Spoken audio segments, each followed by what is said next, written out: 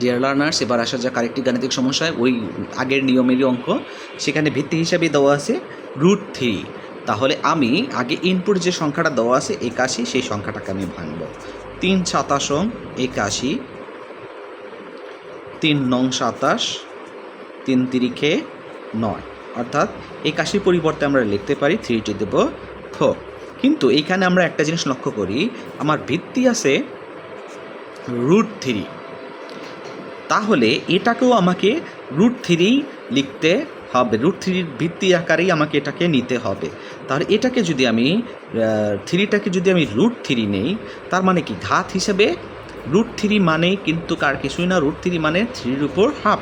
তাহলে 3-এর উপর হাফ যদি নেই, এই ঘাতটা যদি 4 রাখতে চাই, বানাতে চাই, তাহলে আমাকে কিন্তু দিতে হবে 8। তাহলে 8কে 2 দ্বারা ভাগ করলে, তার মানে এর সাথে গুণ হয়ে যাচ্ছে, তার মানে 3^2 গুণন 8 = 3^4। তাহলে আমি 3^4-এ যেতে পারবো। তাহলে আমার সহজ বুদ্ধিটা কি, যে আমার এখানে 3^4 আছে, আমি যদি এটাকে √3 বানাবো, যখন এটা √3 বানাবো, তাহলে ঘাত যেটা থাকবে তার দ্বিগুণ আমাকে নিতে হবে, 4 দুগুণে 8। তাহলে আমি এটাকে এইভাবে প্রকাশ করতে পারি √3^8। তাহলে 8 যদি আমি সামনে নিয়ে আসি, log √3, তাহলে log √3 মান 1, তার আমার বাঁচতেছে 8, অ্যান্সারটা হবে 8। আচ্ছা, এইখানে আছে সহজ যে অঙ্ক, যেটা আমরা আগেই বুঝিয়েছি, যে 32-এর 2 ভিত্তিক লগারিদম কত।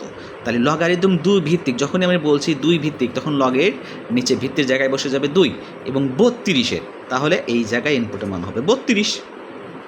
এখন আপনি এই 32টাকে 2-র উৎপাদক আকারে প্রকাশ করতে পারেন। 32, 16 দুগুণে 32, 8 দুগুণে 16, 4 দুগুণে 8, 2 দুগুণে 4, তাহলে দুই পার্টা হলো 1, 2, 3, 4, 5।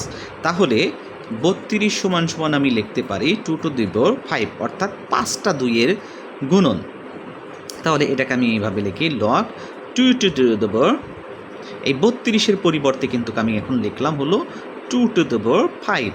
তাহলে 5টা আমার পাওয়ার চলে আসবে সামনে, তাহলে 5 log 2^2, log 2 মান 1, তাহলে 5 হবে আমার অ্যান্সার। এইবার আসা যাক log 3√2^1/324। তাহলে আমি প্রথমে 324টাকে আমি এইখানে যে ভিত্তি আছে সেই ভিত্তি আকারে আমি কিন্তু নিব, কিন্তু তার আগে আমি একে 3 আর 2, এটা মৌলিক উৎপাদক আছে।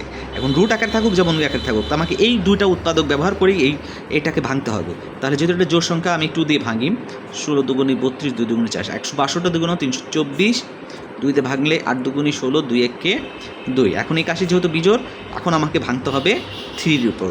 তাহলে 3 দিয়ে ভাঙলে পারে 3 × 27 = 81, 3 নং 27, 3 তিরিখে 9, অর্থাৎ এইখানে আমার দেখা যাচ্ছে যে 2টা 2-এর গুণন আর 4টা আমার 3-এর গুণন, অর্থাৎ এটাকে আমি লিখতে পারি 2^2 গুণন 3^4।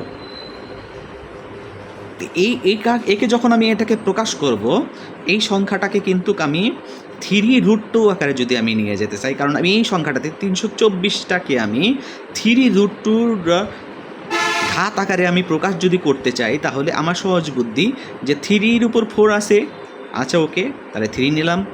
এইখানে আমার 2 আছে, কিন্তু আমার এখানে কত আছে, √2 আছে, তাহলে আমার এইখানে আছে 2, তাহলে 2-র পরিবর্তে আমি যখন এটাকে √2 নেব, আমরা আগেই বলেছি যখন আমি √2 নেব তখন তার ঘাতের ডাবল নিতে হবে।